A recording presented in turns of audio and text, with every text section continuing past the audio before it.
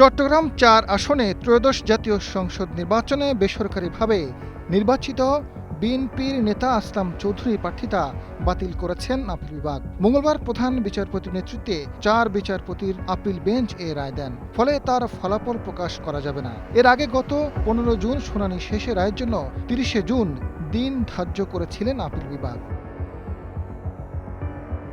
ঋণখেলাপির অভিযোগের মুখে থাকা আসলাম চৌধুরী মনোনয়নপত্র নির্বাচন কমিশনে আপিল শুনানির শেষ দিন গত ১৮ জানুয়ারি বৈধ ঘোষণা করা হয়। সেই সিদ্ধান্ত চ্যালেঞ্জ করে ব্যাংকের করা রিট হাইকোর্ট খারিজ করে দিলে ব্যাংক কর্তৃপক্ষ পরে আপিল বিভাগে আবেদন করে। হাইকোর্টের আবেদনের বিরুদ্ধে জামায়াতের প্রার্থী Mohammad Anwar Siddiqui leave to appeal করেন।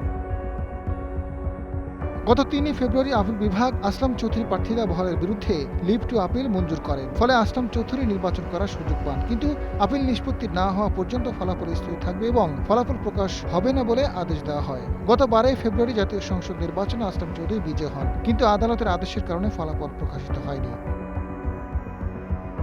আদালতে জামায়াত ইসলামের প্রার্থীর পক্ষে ছিলেন সিনিয়র আইনজীবী মোহাম্মদ শিশির মনির ও ব্যারিস্টার এএসএম শাহরিয়ার কবির। সঙ্গে ছিলেন আইনজীবী মোহাম্মদ আজিমউদ্দিন পাটোয়ারি। আসলাম চৌধুরীর পক্ষে ছিলেন সিনিয়র আইনজীবী মিফতাউদ্দিন চৌধুরী ও ব্যারিস্টার এএম মাহবুবউদ্দিন খোকন। আজাদ ফারুক, সময়ের আলো।